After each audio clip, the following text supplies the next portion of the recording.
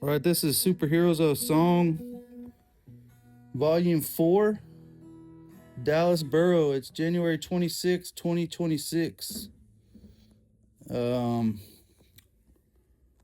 so what's up, man? How's it going? Good, just doing this interview thing, like kind of for fun, and then to help my buddy out, and just trying to pick people that I feel like have gone sort of beyond their way to help other songwriters or help the craft or pitch into the craft. Hmm. Um, Yeah, man. Well, I appreciate you asking me to, be a part of the thing. yeah, so I got like a few questions. Probably if I ask you a weird question, just give me a weird answer. You know what I mean? Yeah, sure. I can, So I can use my imagination. I Sure. got some. I put these like descriptors here. To remind me who I'm talking to, or whatever. And some descriptors I have of you here are, you're going to be all humble about them, but so I won't tell you, but they're all pretty positive. But the ones that stick out to me, that separate you from other people to me are, you seem like you're pretty brave. I think I told you that before, but it seems like, if there was like three or four of us and we wanted to like go climb a mountain, Sure. you'd be game, you'd be like, yeah, I'll climb the mountain or whatever. Well, I'd probably be the guy that was trying to, Yeah, get everybody to go do it. to climb the mountain. Yeah. So question number one, and you know, this is a heavy hitter here, man. Okay. But I've had to like kind of narrow it down a little bit because I got weird answers. So if you were stuck on an island Yeah. and you could never hear the catalog of the other again, Sure. are you a Beatle or a Stone? Oh, probably the Stones guy. Yeah, Yeah. your first Stones. Oh, yeah. Yeah, Well, I mean, that's a classic. That's a classic question, right?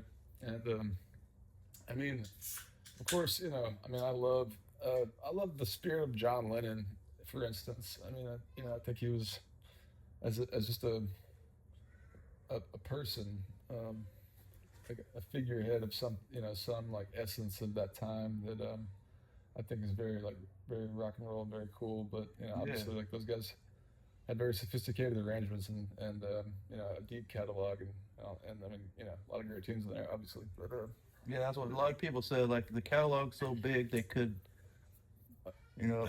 oh, I mean, it's one of the, like the definitive bodies of music of any artist of any time. But um, but that being said, there's also the thing about like well, I mean, just in general, like the Stones, the spirit of the Stones, like just the attitude of the Stones, um, and the way they approach, stuff is like a little more laid back and a little more kind of like rock and roll and cool to me. Yeah. I mean, uh, and so and also I got to see the Stones, Wow. so that's something else. Like Dang. there's a conversation when people have that conversation. Like one of the things about that stuff is like the Beatles didn't play for that long. Yeah. Like yeah, I mean that is to say like Not compared to the Stones. no, the Stones like still tour. Yeah. They never quit, and so they're They all got a backup dude now, though. Like, they all got. That'd be cool to have a backup dude. But I yeah. mean, whatever. But No, they're badasses. Don't get me wrong, but yeah, oh they're yeah, good. yeah. It's sure. I mean, you got to have some depth in each chair anyway Yeah. when you're in a band. But nah, I just there's a couple of Stones tunes that I've sang over the years too and stuff like that. So anyway, Which one did you sing? oh, most commonly, sometimes I'll throw "Can't Always Get What You Want" into a set. Yeah, that's a good one. The Towns version of "Dead Flowers" is another one that I like to do Yeah, sometimes. that's a good song. I used to do like a halftime version of "Sympathy for the Devil." That's And the one that hooked me on, man. That's why I'm a Stones. Is that song, man? That little yell at the beginning. but I'd play it like you'd play Shotgun Willie, like kind of like just like Oh, jangly like that, yeah. and scream a lot toward the end and stuff. But yeah. Were you a fan? Did you find yourself a fan of them, or is that just a question? Like Al said, like Al was like, "Well, man, I'm not really a fan of either one of them. I like Dolly Parton." Or did you? Were you did you? That's that's a great Al Barlow answer to that question. Yeah, wow, Yeah. that's beautiful. But what did, or were you like? I became a Stones fan naturally. I don't know if you know. Or, Well, Dad took me and a handful of my best friends to see the Stones in Austin in like '05 or '06 whenever I graduated high school, and man, that's it so was cool. it was an epic I bet. time. Yeah, Yeah. yeah, to see, I get to see a few of the greats in that park, man. And it was cool because like of course my dad is so cool. He used to play pro rugby, and they played rugby games in that park back in the '60s and stuff. So Your dad was a tough man. oh yeah, for He sure, is a dude. tough man. Yeah, he's still going strong too. But anyway, so I saw Tom Petty. I saw in that Wow. space, which was incredible, man. Was it with the Heartbreakers or just by Oh himself? yeah, yeah. No, he made it rain, dude. He made it rain. Wow. He was the headliner at ACL one year, and he came out halfway through the show, and the storm, the sky was like there was a storm brewing like throughout the beginning of the whole like early part of the concert, and then at some point the whole band went off stage, and he came back on stage and had some maracas, and like was exhaling smoke and like doing a rain dance, and dude, he made it rain Wow. like straight up, like anyway. Similar to the time in Terlingua I was at Oh wow, recently yeah, in the desert. yeah, that was a wild thing. Yeah. Speaking of Al Barlow, that was pretty wild. Yeah, yeah. And I would, I don't. So that's really cool, man. You got introduced to those awesome shows at a young age. How old were you at that I was, teenage years? 17. Yeah, that's nice, man. And I graduated. I was 17 still. So yeah. So, like an earlier time in your life, like, what's your like earliest memory of liking a song? Like for me, it was "Good Vibrations" from the Beatles, but I mean from the Beach Boys. But I don't know, what's your earliest memory? Like, oh, Uh, I love this I, song. I think my earliest memory of music is my dad's music. Really, I mean, just seeing him play around the house, his own songs and stuff. exactly. Yeah, Wow, yeah, I'm so fortunate to have experienced that. yeah, yeah. Inspiration. I mean, it's like just talking about the spirit of an artist. I mean, he's got a cool spirit about him, man, and the way that I mean, he was always just doing it for his own satisfaction. It was and it's not like he He was was. trying to become a big famous superstar or Yeah, nothing. or I mean, I think he wanted to be heard, but I just mean like he wasn't pushing it on me. He was just doing it because he liked to do it, Yeah. and so that's and that I mean that's the way I look at it myself. Is man, as much as anything, like I mean, it'd be nice, of course, that's hypothetically speaking, when people think about being a musician, I mean, to be able to do it for a living is a nice thing, but just to do it just for yourself, I mean, that's like to just making music because it feels good to make music is like the thing. I think that So you saw somebody just enjoying it for fun right out the get go. It wasn't like a work thing or whatever. yeah, I mean, Well, I don't know. Like I could imagine like if like you know Tchaikovsky or something. I don't know, like somebody's son, like maybe like dad's got to go to work and he's very rigid in his like regimen or something. But you saw somebody just like doing it for fun. So yeah, I mean, definitely at ease about it, yeah. you know. Were you like musical with them? Like what as a child? Were you like banging on pots and pans or like I can trying remember, to? like grabbing the strings on his guitar. Um, I can remember when it was just I could find it just the guitar laying around the house and sort of trying to invent like picking patterns and stuff with my fingers, just like when I was a young kid.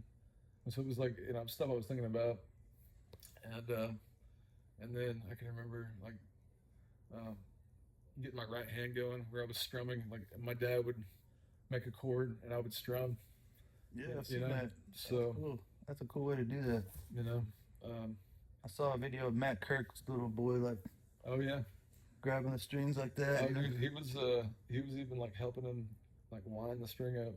Uh, Yeah, man. Similar to you, you're the way you grew up, like little kid with dad playing the guitar.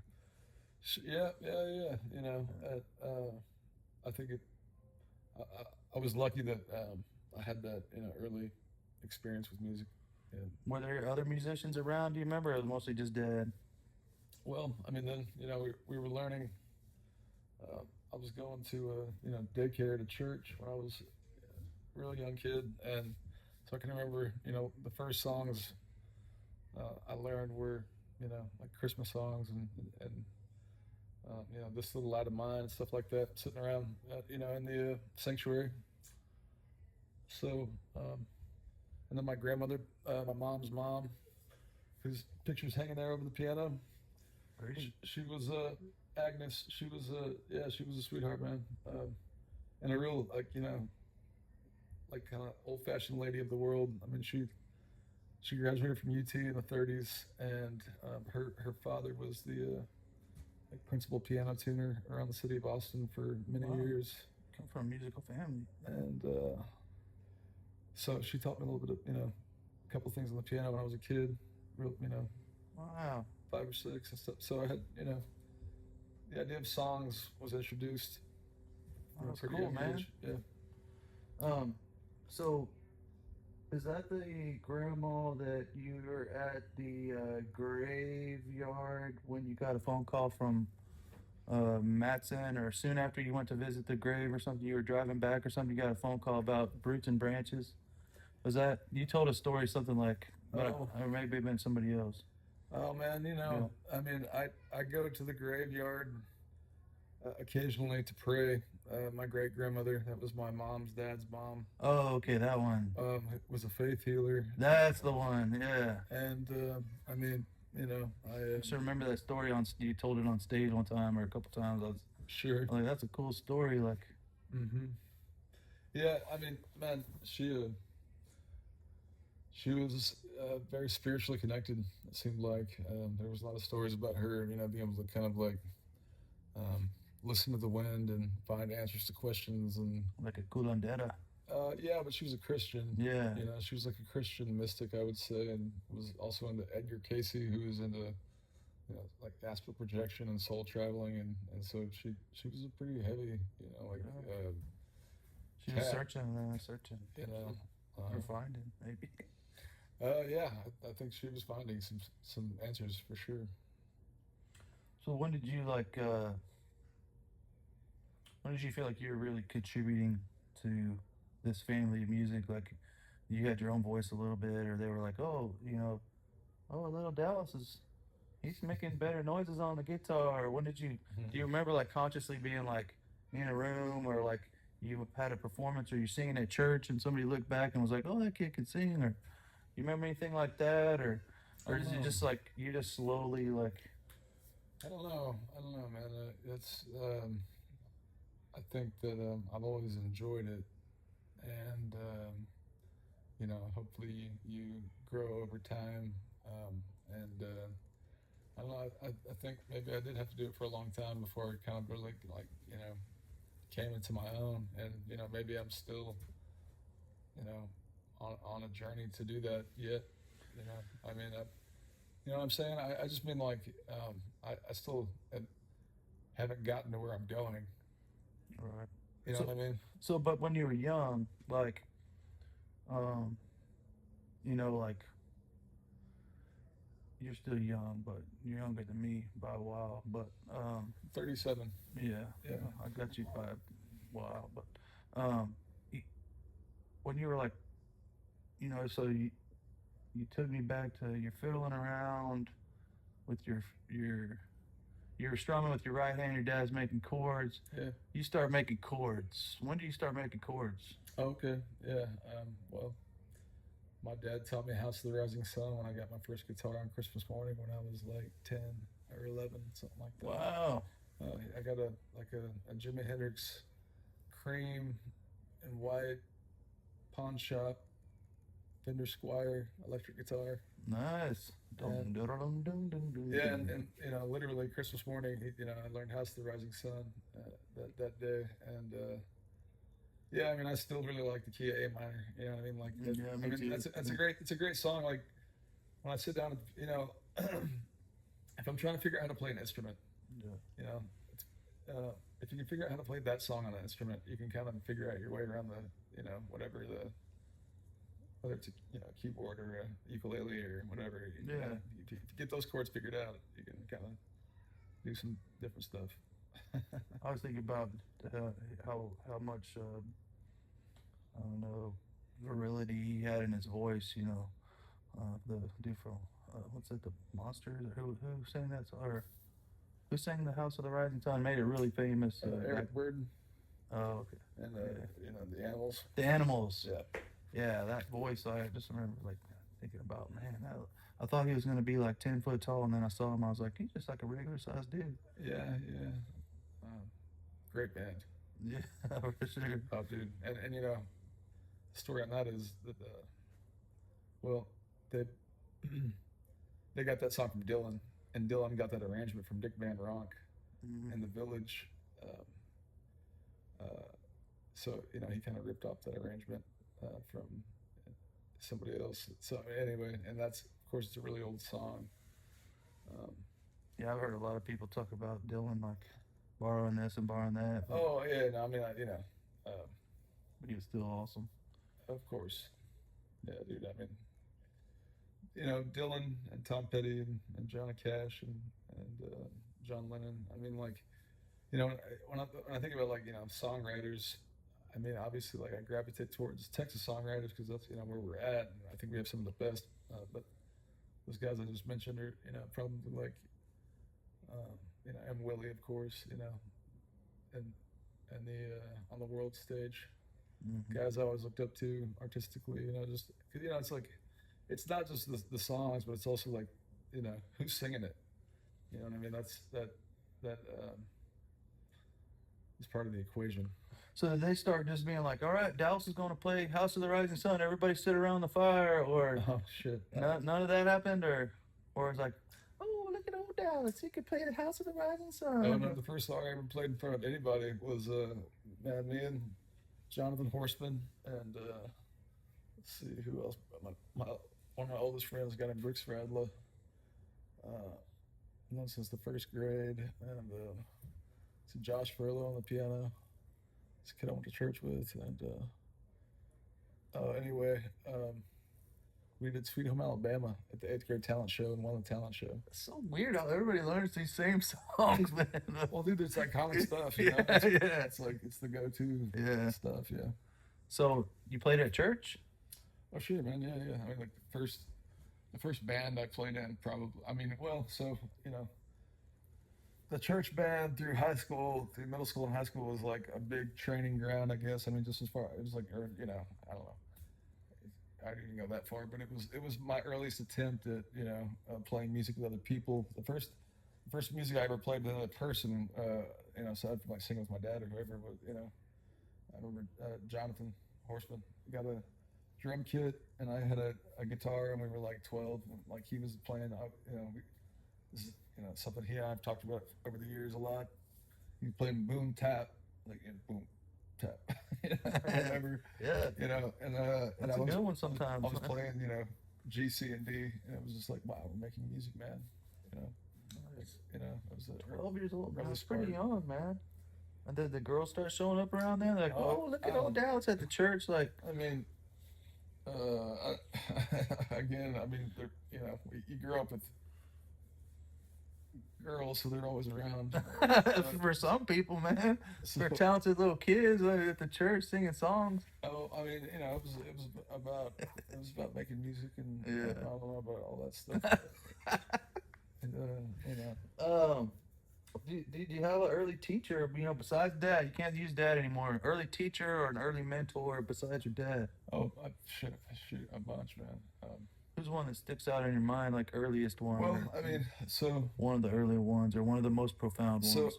you know, back to church. Bryce Bodie was a youth pastor at the Episcopal Church where Horseman was going to church, and so he turned us on to playing music, and so we were doing church camp gigs and all kinds of stuff like that when we were 13, 14 years old too, and Was it Bryce the youth director at St. John's, or which church?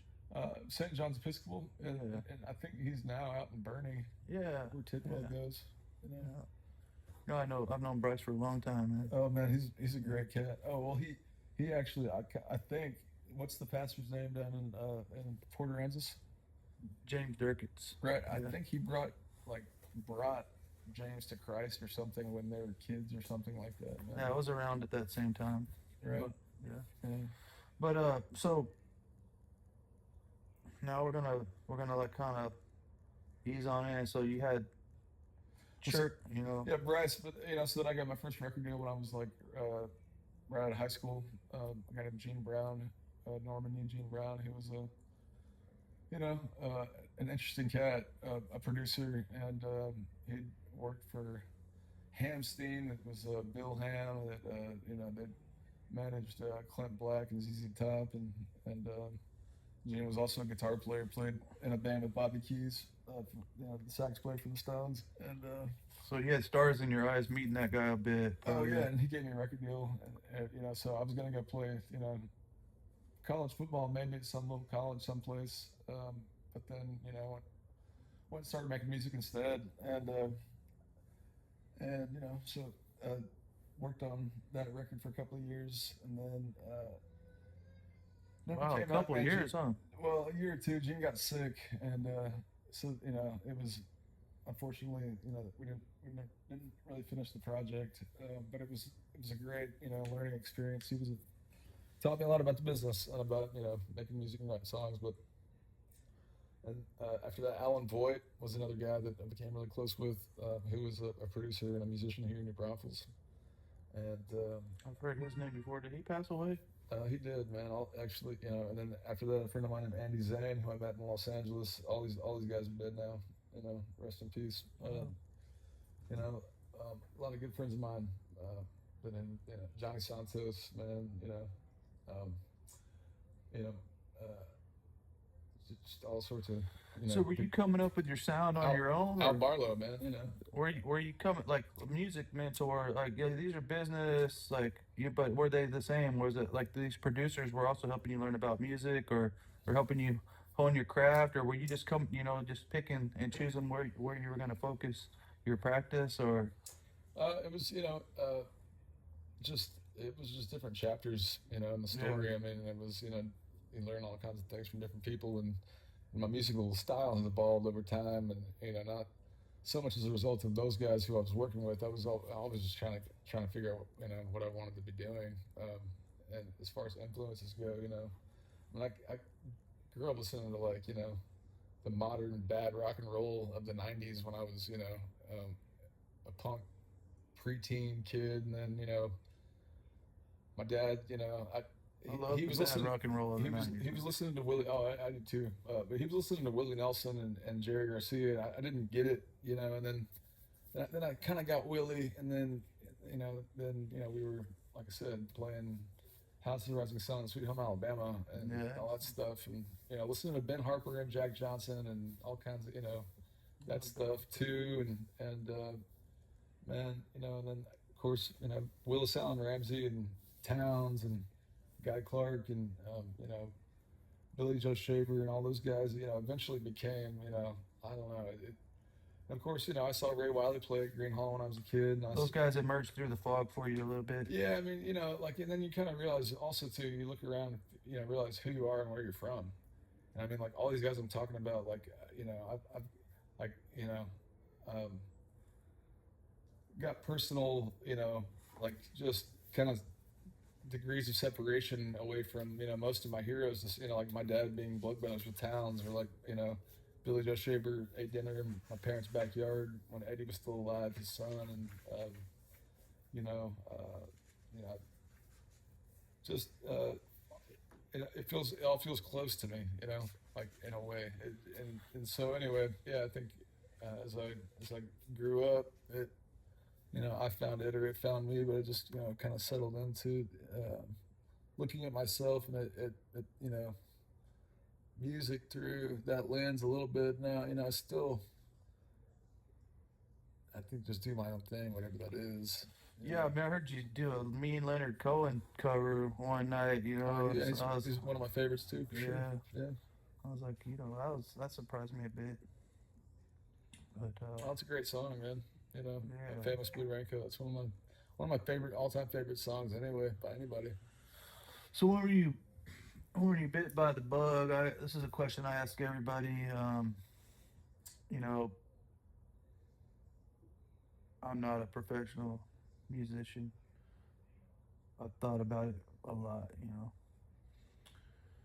But everybody seems the professional musicians that I've talked to seems to have one point or another just got bit by this bug where they decided, yeah, this is what I'm gonna do. I'm done with the rest of the crap. Like I'm not gonna be a plumber. I'm gonna be a musician. Well,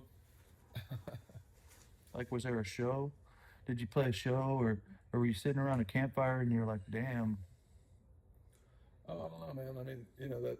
or you just fell into it, just Well, like I accident? said, that first time we played in front of people, playing Sweet Home Alabama in front of 1,000 kids in middle school, and like everybody started like stood up and started clapping, dum, dum, banana, dum, dum, banana. It was like whoa, it was, So maybe that day. it definitely um, got my attention. So, If you need to take a break at any oh time, no, don't no, worry no, about it, no. man. Um, I'm gonna hit this every now and then to make sure it's still rolling. And yeah, man, we're good. so probably right then, like, or were you like, because you said you thought about playing some college football. Oh, I mean, yeah, Uh, you know, dude, my dad, another thing. I mean, my dad played at OU, and so I always had that going on too. As far as just the thing, growing up, you see your dad. For me, he was like my hero, so I just wanted to be like him, and so I wanted yeah, to, and most kids are like that. I think so, yeah. I mean, maybe not everybody, but I don't like. Anyway, it's one of those things. It's just like kind of like almost subliminal to a large degree too. It was just in your blood, maybe a little bit. Yeah, who knows, but yeah, I don't know. Oh, what are we talking about? When did you like say like, yeah, I'm gonna stop, like I'm gonna stop thinking about college football. I'm gonna stop thinking about being a plumber.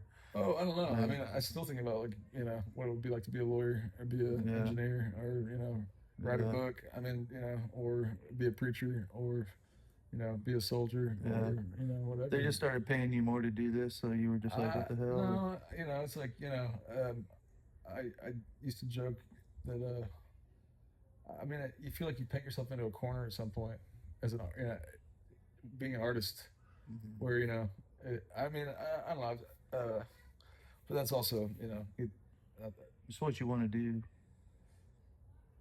yeah, yeah. I mean, I think, but I don't know. I mean, whatever. I would say that if you feel like you're an artist, then you are, whether you do it for a living or not. I mean, because I know plenty of people who you know um, have A day job. yeah a different career and are also very formidable artists too. So So I don't know if you answered my question, but we'll move on.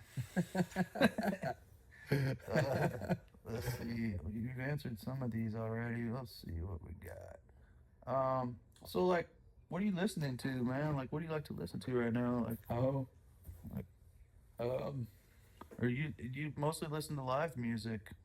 um, I mean, I listen to The people you're playing with? uh, just I'm always listening, man. Whether it's hearing my friends play or old records that I love, or what's on the radio, or So what's something that you think about, like what's the first thing that pops to your mind? Like recently, you were like, man, I've been mm, really digging on some old towns, or I've been really digging on this new artist, or I've been really, I found my love for Cyndi Lauper again. I'm thinking about covering a Cyndi Lauper song, That's bold. but All right. like, what do you, Yeah. or it's just all over the place. Man. Hmm. Well, I've been working on stuff in the studio, man, and so um, Concentrate on that. yeah, listening to mixes and stuff, and so that's So yourself, well, work, but just listen, like yeah, listening for the sake of working on yeah. is something, Oh, that's cool, man. That's the first. You're the first one to answer like that. Yeah, that's cool. But They say like people that you're a very creative songwriter to me, in my opinion, but they say like people that listen to too much music and they can't hear themselves as well. yeah, well, God, there's a really great interview with a guy named Jeremy. God, I have to look up his last name, but he played guitar for Billy Joe Shaver for Mhm. many years, like in the latter part of Billy Joe's career. And the interview you can find is with Otis Gibbs on YouTube, and it's called it's something like um, I got fired 10 times from Billy Joe Shaver's band or something Oh, like that. maybe I think I might have seen like some little scrolled by that or But something. But anyway, the whole thing is like Billy Joe only listened to Billy Joe yeah. in the van. He didn't want to pollute his own creative energy with Wow, that's weird. anybody else's stuff at all. Yeah, he's a pretty virile guy though. Like He's a he's a purist. yeah yeah. You wouldn't, Oh my you wouldn't god, want to dude. call him a liar or something. Hey, But you're a no, man, liar, man. like, dude, I listen to. I mean, what I'm listening to lately. I mean, to answer you straight, like if I'm listening to something, it's a lot of it's like I listen, like especially like on the road. I like to listen to Zeppelin. I Yeah. like to listen to Willis Allen Ramsey. I like to listen to like Live at the Old Quarter Towns Van Zant. I always throw in Dark Side of the Moon. I mean, just like just classic stuff, man. A lot. As far as like people that I think are really great around, like man, I love Jacob Kyle's stuff. Yeah. I think like Taylor Campbell's stuff is real cool. Nicky Diamond's down there, who's up in Nashville now. He's a real dude.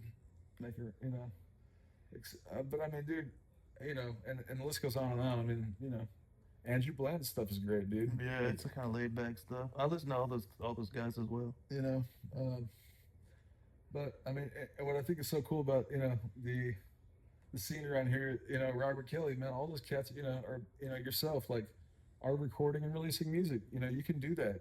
I mean, uh, God, I mean, go down the list. There's a lot of talented cats around. So I'm always, Yeah, inspired by that.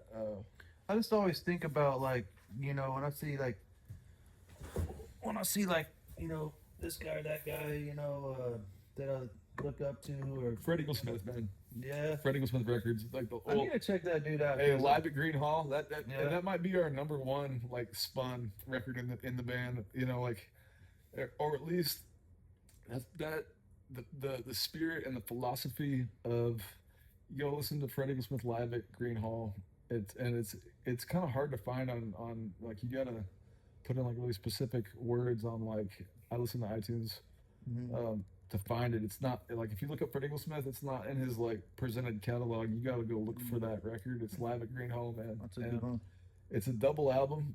It's so good. I mean, like Wow. just it's a lesson on showmanship and on building a set list and on building a catalog. Like Yeah. he plays two full sets on two separate nights, and like that. It's a definitive catalog of his career done live Wow. with like a 6-piece band that are And he, playing. and he killed it. Yeah. Yeah, really tight, and the instrumentation is really organic and like and kind of rough around the edges, but like super. AI can't pull that off at all. Oh man, it's just the realest stuff, dude. Willie P. Bennett playing slide distorted mandolin and like unorthodox harmonica And Honestly, like like he seems like somebody I should have known about, but I'm kind of he, oblivious too. But like, dude, he's one of the best songwriters ever, and it's yeah, and really, and like his turns of, he's up there at Pootie's, right? You can still go hang out with him at, oh or no, well, not Fred. That's a different guy. Yeah, no, I that's a mean different guy. George Inslee. Yeah, that's what I was thinking of. George Inslee's as good as anybody, Yeah, in that's his what I own was way. thinking of. Yeah, George is a but master, man. and He's the Eagle real Smith. deal. But no, Fred's, he, oh, anyway, yeah, Yeah, it's a great record too. I need to check him out. Is he alive? Is Fred Eagle Smith alive? Yeah, yeah. Actually, he played the Redbird for Oh his yes. first gig in like 6 years, and then So I think I'm mixing him up with yeah, Inslee. But yeah, he's got to be playing out at Willie's Ranch. I'll be out there hosting a showcase, but I kind of was able to help Fred, book that gig out cool, man. there. Yeah. Yeah, you've really been like helping a lot of people. Well, That's sort of like pretty cool that you do that, man. dude, I don't know. I mean, it's what you do, you know. Like, I've had a lot of people help me, you know. And I mean, and at some point when you just, I don't know, but I've been very fortunate, I would say, to have met a lot of people who, who I revered as artists, and who just by, one way or another have, come in, I've come into their orbit or vice versa or whatever, our paths have crossed. I've been able to meet almost like serendipity at times, huh? a little. I mean, yeah, I just definitely like, an incredible, for me, experience to know, personally, so many of my heroes has been pretty phenomenal, man. Yeah, I mean, he talking about like, Willis and Fred and yeah, Ray and all that. Ray, Yeah, of course, man. man, I was like, I was sort of, back in the day, I was sort of involved in all the, classical training of music side of things, and there was like like a lot of competition for solos, like audition for this, audition for that, and stuff. And I think that sort of like gave me like a funky feeling about like the competition for gig space that I've seen it here, I've seen it in Austin, where it's kind of like I've heard people be like, man, I've been trying to get a gig there forever. I don't, how'd that guy get that gig or whatever and stuff like that. But you have seemed to really like at times like it doesn't seem like you have any other agenda but to like inspire all of us. Like it just you seem to have a lot of songwriters at different levels, different ages. You have 10-year-olds, 11-year-olds that are just killing it on the piano at your place. It's like at the Redbird. I But I should mean, I should mention the Redbird, but I well, mean, I mean, the community has that, like yeah, the town has that, you know. but you're I get to see a lot of it, but we're we look for like the attaboys, and we Mhm. look and you're never like, hey, look at me, and you're never like, hey man, work on that, work on this, work on that. You're like, man, that was really good. This what you did was really good. You've kept it positive, and you seem to just be like, like maybe you have a couple missions, like you like to play and be in a band and perform and everything, but you also have like this other mission of like trying to help other people do that as well. Well, yeah, I appreciate you saying that, man. And yeah, I don't, here's the thing. Like I get all fired up. Like we talk about music for an hour, I get all fired up, and my wife's like, "Hey, you're not traveling anywhere. You're not, you're not doing Oh, anything." Like, well, it's like you fire us all up. Like you do that. it's sort of like, what's, like Tom and Huck. It's except that like I love painting the fence. you know, I remember that. I use that analogy all the time, like at work, because you can really mess somebody up at work by getting them to really think what you're doing is better than what they're doing. It's like, yeah, I could go to the river, but I'm painting this fence. And it's way more fun. Yeah, that's yeah, so cool. Yeah, no, I mean, you know what I mean? Like, Mm. I just love, I've always, I've enjoyed every step of the way, from like learning instruments or, continuing to learn how to write songs and to, and I've, just always enjoyed being a land pirate, just, a gypsy hearted person, Land pirate. I've never heard land pirate before. That's a good one. that's what cowboys are. Well, I had this friend of mine who was a Cowboys are land pirate. That's the song right there, man. man, this guy that was a South African pirate ship captain that I met getting off a Greyhound bus in California, and and I was, South Africa. yeah, he was a cool cat, man, and and there I was, a gypsy cowboy from Texas, and so like, but we realized that pirates and cowboys aren't that much different, they're just ones in the water. That's true. That's cool. That's a cool analogy. Hmm. Well, we can take a break if you want to break, or I got some more questions. Roll on, man.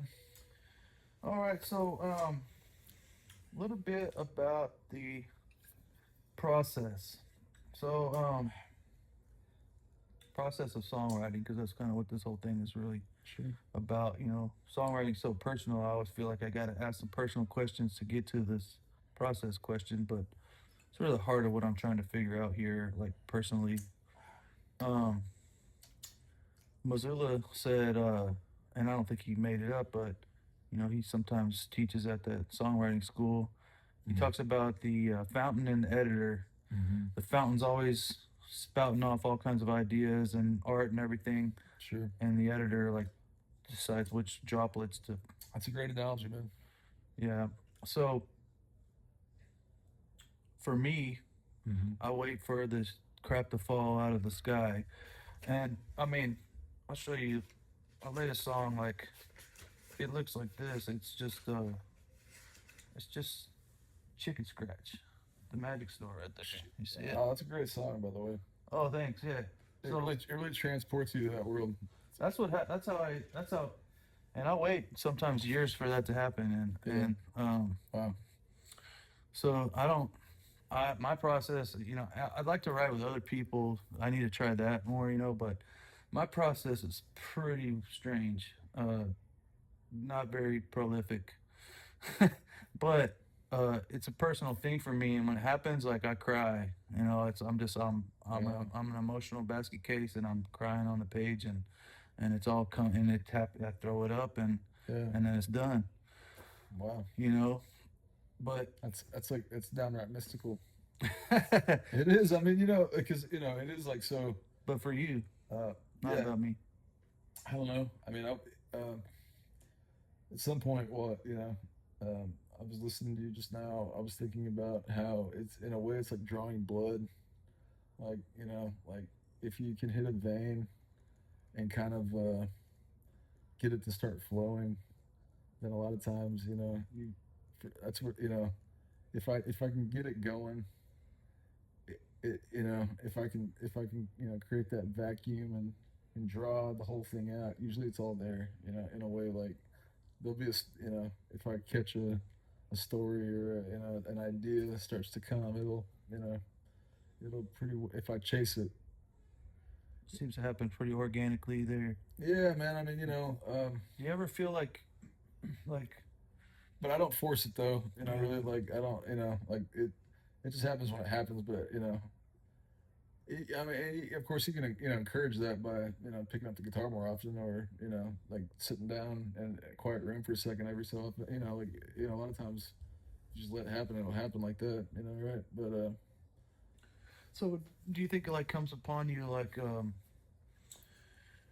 you're thinking of an idea, you're like a lyric, or you think you're playing around on the guitar and you find a riff, or both ways, or all the ways, or I, mean, I definitely like words a lot. yeah. So like, I mean, the words are the reason as much as anything for me. I guess I would say, but yeah, I mean, a lot of times I'll have a musical thing happening, and that will like give me it might inspire the whatever the mood or whatever might kind of like start to tell a certain story, but also like always looking for So being receptive, having It's your just yeah, I mean, just like things, just what's really great is just like colloquialisms.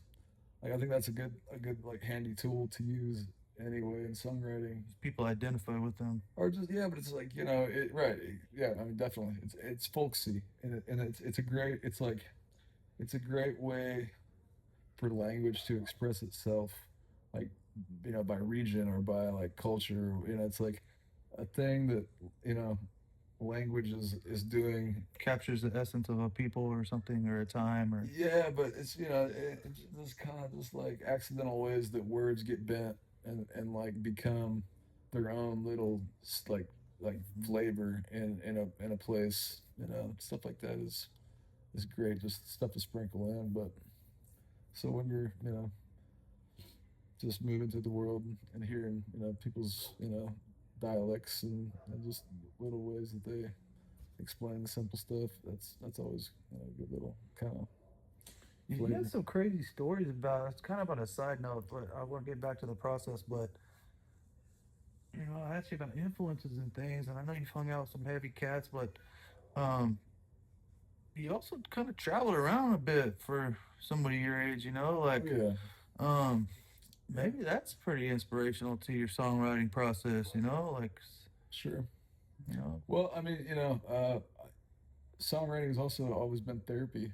You know, definitely. So I mean, like whatever, from teenage angst about whatever it might have been to as you just grow through life and the challenges that when you experience your first heartbreak or any point, that's always definitely like you know a great motivator for some songs to for sure. pour out. But just like just the experience of life, man, as it rolls along, it's always got different ins and outs and facets that can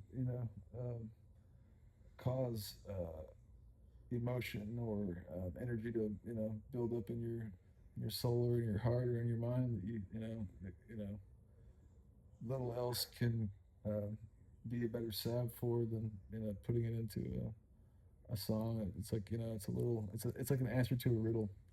It's like life gives you a riddle. You get this is the best way to answer it, and then you can revisit it over time and That's a cool way to say that. Yeah, man. you know. That's a cool way to describe that. Hmm. So you're out. Yeah, that's cool, man. Um, so you've got like all these. I'm looking at a bunch of notebooks, Bible records, and stuff. Yeah. You write the songs in those notebooks right there on that table, or you got like a special? Like I every now and then I get like a fancy book from my family or something, and I've Yeah, man. Yeah, yeah. I mean, are those. they just all over the place? Or you got a specific book that you put them in, Oh, or do you I transfer them into a specific book later? Or if you give me paper, yeah, you can put one on there. I mean, like you see, I have a various collection of songwriters books. I've got Slade Cleaves and Bob Schneider and a couple people like that who are heavies that come through the Redbird. Who, anytime somebody has a book like that, I'll pick it up. I have spiritual books or whatever I can find. Especially Bibles and hymnals and things like that. These are all these binders are church hymnals of like church gigs I've done over time, and this is my Aunt Pat's record collection. It's got like a bunch of old original pressings of all the great vinyl records from the 60s and 70s and stuff like that. I don't know. I mean, like, even if I never open or listen to any of those, books or records, is like, just having the mojo of that stuff, in my space is, of course I, do flip through the pages and listen to the stuff, but it's, yeah, And the ones you write on, like, I mean, I don't know. I always think these dreamy thoughts, and I'm like, 1,000 years from now, when the world figures out that, you know, Patrick was the craziest, awesome songwriter ever, and they're looking for my journal or whatever. yeah, Like, yeah. are you preserving this stuff at all, or do you have a Oh man, catalog you're working I've on? got Like, there's boxes in the closet that are full of like my earliest poetry and drawings from like Yeah. childhood, Yeah, there you go. and I'm, my catalog, I just worry about that. well, sure. I mean, it's like if like like when the seventh rise and fall in civilization occurs, and paleontologists in the future are trying to derive some like A sense of what Dallas Burrow. oh man, like the next Bible will just be Yeah. childhood scribbles. Yeah. No, man. I no, yeah, I keep a lot of notebooks around, and I like um, I like picking up different books and writing and different stuff in different books. And it's just like kind of like I mean, it's not like I'm strict about always writing, but Yeah. the more the merrier. Yeah. Different. I mean, it's like a different instrument. It inspires different. You're also I've read some of your poetry and stuff, so you don't always put music to it either. You just do you journal at all, or do you just write poems and stories and stuff? I'll journal like once in a blue moon, like if Yeah. if like like in a flat in Budapest, or I don't know, some weird town in Mexico, or like that. Just like That's kind of when I think about it too. Actually, when I'm doing something. worth Interesting. remembering. Yeah. Yeah. I mean, but ordinary days are interesting too. This is always think to record. That stuff winds up in songs maybe sometimes. So how do you know when it's good? Like your editor, like how do you? Mm. You don't know it's good till you see how it Oh, I affects mean, you or the crowd, or you listen to it over and over. Like I don't know. I mean, I think that there's a lot of different ways to look at that. What is good for in terms of what, what I mean, like in terms of something being commercial, or in terms of something being satisfying. Like I know a lot of like, especially like people that don't do it a lot. I know they struggle with that. So that's why I'm asking you. Like, oh, I mean, I think know. you just have to write a song because you want to write a song, and then you know, um, I don't know. I mean, certainly like sometimes when you write a song, you get like a like ooh, that's like a cool feeling, like sometimes it just strikes you when it happens that that's something special. But in general, I mean, I think that every little different kind of piece of art has its own place in like your own artistic life. Like it's good practice, or it might be something that you enjoy for your own purposes and wouldn't share with anybody else anyway. You know what I mean? Yeah, I've got I know songs. what you I've mean. got songs nobody will ever hear. Yeah. You know what I mean? Like that are like sometimes I'll write really like I don't know, obtuse, arbitrarily out there, artistically. There's a girl. Yeah, I'm a little baby. I mean, I'll write some off the wall stuff, just totally. The fountain stuff. Well, yeah, I mean, like the your private stash, man. Yeah. You know. Yeah. So, what's the? You said you're not done yet. Yeah, I mean, I think What's the big one now? Like, when will you be done? Never. Oh, I don't know, man. Carnegie Hall. Who knows? No, I don't. I don't know where it'll all take me, but I know that one thing I've found is that every time you meet a goal and get to do something you always dreamed of, you realize that like on the one hand, it'll be it is like surreal and magnificent, and on the other hand, then it's just like it's also at the same time it's just ordinary stuff. Like it's not. I think that you know It's attainable. yeah, but also just that like fame and riches aren't the source of happiness, really. I don't think. I think it's more like I don't know, just having peace of mind, and I think that comes from for me, like faith and family and well-being and being a decent person, and which are all things that have been a journey for me to arrive at. Those sort of states of mind. Those are the things that I really am hopeful for. Of course, like as an artist, you want to be, you want your art to find an audience, and whether it does or not, it's if you like making the art, then you're gonna do it anyway. So if it finds an audience, great. If it doesn't, it's almost like some of your heroes you were talking about didn't find a huge audience still after they were gone. totally, and still, in the grand scheme of things, may not have a huge audience as it is, but it's having well, it's like this. I like this analogy I came up with not that long ago. Things that are mass produced, let's say, are rarely like the best thing. No, that's true for sure. It's the small batch stuff. Mm-hmm. It's the small batch stuff that is like the stuff. So I think that applies in music. It's okay to be a small batch artist, to have I totally agree. I totally agree, man. And probably healthier. Maybe. And I mean, I just mean like, if you're trying to be fulfilled in all the areas of your life. Right. Yeah. Easily. Yeah. Well, good luck with that, man, because you're gonna get a lot more attention for one part of your life. Oh, hey, man. I just enjoy it as it comes, and yeah. Well, I got a couple more. You good for a couple more? Rock and roll, big dog. All right, so we got all these songwriters, around us all the time.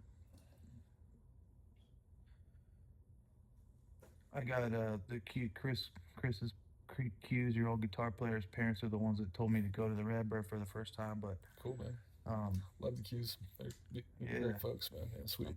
Never I played a lot of open mics with the old days or whatever when I was a kid, but till I met you guys, I was never around so many songwriters, young and old and stuff, and especially the young ones have stuck out to me as like maybe there's like a middle batch that's like not as great as this next like group of like super young people that are like, I don't know if they were like born during COVID or like right after COVID or what the deal is. I don't know, but maybe like some sort of extra soul like went into the like some of these like 11, 12-year-olds.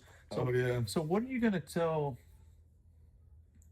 the Coras of the world if they ask you like, hey, what should I do? Like I want to be asking her for advice, man. I want to do this for a living. Like, I'm sure this has happened. Like, I want to do this for a living. What I don't know, man. What are you gonna tell them? Shh.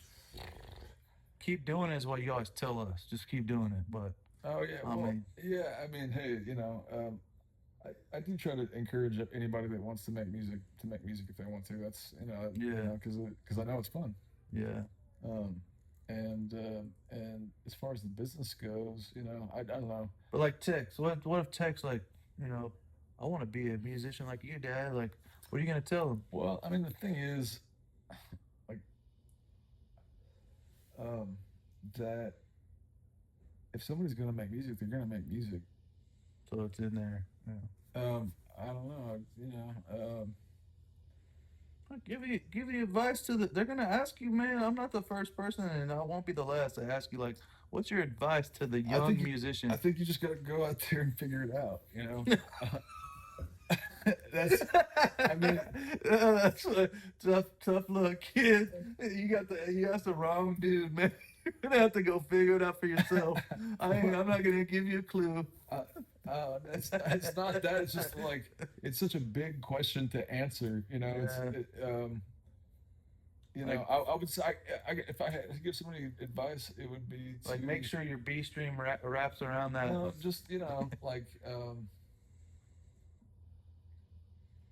Follow your heart. Yeah. I mean that's the main thing. Your heart, and don't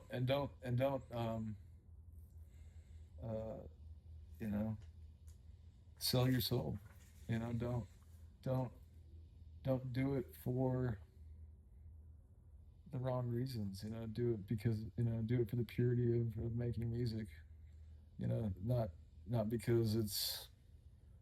I mean, I don't know. Just don't do it for anybody else. Do it for yourself and well, I don't know. That's not true either. I mean, maybe do it for other people, but Keep them in mind. not Maybe. in such a way that is like um, compromises your own integrity.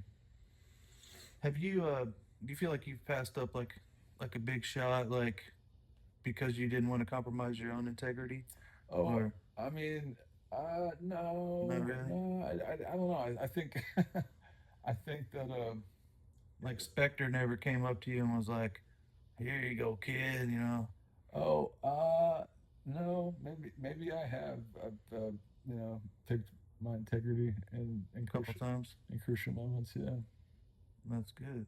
yeah, I'm glad you did that. me too. Let's see. So, only two more questions I have. I think I'll change the order of these for you, but um, what do you think about this AI business? Like, do you think it's I don't care that much. I mean, yeah, I'm not. I care more about the ecological implications than I do about the artistic um, threat. I threat? just, I Yeah, just don't care. you're not scared about that threat. Nah, who cares? I mean, Yeah. like, Well, Mustard said like it was. He thought that it was it was an extension of the paintbrush essentially. Like humans created it, yeah, so whatever. Like I said, I mean, like, it just doesn't matter that much to me. yeah, I just, you know what I mean. It, it uh, it's an interesting tool, I guess. I just don't think about it that much. yeah, It just has nothing to do with what I do, so it yeah. just doesn't cross my mind really. That's cool. That's good. I'm glad it doesn't. You know Man, what I mean? it's crossing a lot of people's mind. I mean, I hear a lot of songwriters talking about it, but Well, like the music. I mean, most of the music in like popular music is fake anyway. that's that's true. Some So of that shit's who good cares if though. they're using a robot or not? Like, Yeah, it's already soulless to begin with. So whether they make it, man, that's a tough one, dude. That's a real tough one there. you know, um, So that's a good answer. I like it, man. That's solid. Cause it just why do we all have to focus on this crap anyway? yeah, Like focus on what your next song's gonna be instead. yeah. It's just it's kind of like um, Is that the helmet you broke? that's the helmet my dad broke. Oh, That's my dad's college football helmet. sorry. Yeah, so Wow. he got a full ride to OU, blew off his scholarship for a go-go dancer, lost his scholarship, but played for Switzer at OU. So Wow. like Switzer would get us onto the sidelines at training camp when he coached the Cowboys that year or two, whatever it was. Wow. Yeah. That's cool. My dad wrote him, and like I think anyway, yeah, yeah. So Wow. Sorry, that was but so then anyway, so then my dad bought a VW Bug, and then he got a call not that long later from the coach from Northwestern State, Louisiana, and Natchitoches, and my dad was like, man, I just bought this car, and the coach was like, don't worry about that car payment, come on down here, and and wants to be our captain. And so he was like, the captain of the football team, and, wow. and he was on the same all-star team as Terry Bradshaw. Wow. That's cool. Oh yeah. So anyway, he broke his helmet. I let him keep it, and then yeah, I broke my helmet playing high school football, and I'm still trying to catch my train of thought. I don't know. I don't know if I believe in all that, man. I do believe in the brain I'm just damage, kidding. but all right, man. Well, here's the last question. Um, What were we talking about? oh, that was AI. We were gonna ignore the AI question. I'm just kidding. Said what? Uh, so I have yet to come across like a completely like a spiritual or like I haven't met an artist that doesn't like at least believe in like Wicca or whatever. Like I haven't met anybody that's like an atheist artist. It seems like everybody at least believes in some sort of like unseen force or something like that. So it appears from where I'm sitting that there could be some sort of unseen force at play in art. Do you do you feel like a connection? Like, I know you're a Christian, but you have a song called "Keep on Trying," Mm. and I feel a connection with something in the room when you sing that song. Mm. So, do you? Do you feel like that's a part of, like, God is a part of art, or the force, or what, like, or do you feel like you could, like, Well, God is a creator. God is the creator, right? yeah, And and if we were made in His image, then we are also creators. And so the the force of life, the life force of the universe is a creative spirit. Um, and so I think that even if you take away like all of the labels that you want to give, religions or whatever. Yeah, I'm a Christian for sure, but if strip away all of the verbiage of it and just look at the energy of life, and people, man. People are just interesting and interested in expression. And so when you express yourself, when you use your very breath is the heartbeat of God in a way, or is expressing the heart of God. As we breathe in and breathe out, and as we are extensions of the Creator, we are creating with each breath. cool, man. Well, it's sure been a pleasure to talk to you, and get to ask you some questions. It was a big honor for me to go sit by the lake with you one night, and I tell people about that all the time. I'm just like, man, I don't know what the deal was with this dude. Like, he didn't ask anybody else to go sit by the lake, and then there I am at like 2 in the morning, and we're still swapping songs. Oh yeah. So sure been a pleasure. You've been an inspiration to me, and I'm coming out with my first record this year at the age of 48, and Oh, dude, I so don't think cool, if man. I wouldn't have met you, man, I don't think that'd be happening, man. So I sure appreciate all the inspiration you've given me and so many other people, of all ages, young and old, and it keeps happening. I'm like damn near 30 songwriters every, like, I don't know of another songwriter night that's can even boast that. Maybe in Nashville at the Bluebird, but like 30 songwriters that, on it, between 25 and 30 for every one I've been to, like, recently. Just Yeah, man. People, it's sweet. A lot of folks come out, and it is a very special uh, thing. The Redbird. And I think it's, you know, with or without me, it's a special thing. I knew you'd say that, but You know what I mean? I'm not sure. Can't, Cheatham Street's changed without Kent. Yeah, man. I hear you. And Kent's spirit, I think, and I hope, is alive and well in the Redbird too. It's an extension of his work in its own way too. But hey, man, it's just I you know from the, I will say, man, I think your songs are. How about me, man? I don't know, dude. You can talk about me another day. You're a special cat, Yeah. man. It's all, I appreciate unique people and unique artists, and you're that, and yeah, it's always good swapping songs and swapping stories with good people, man. That's the whole thing. Appreciate it, man. I love you, brother. You too, brother. Love you too, man. Yeah. Later, man.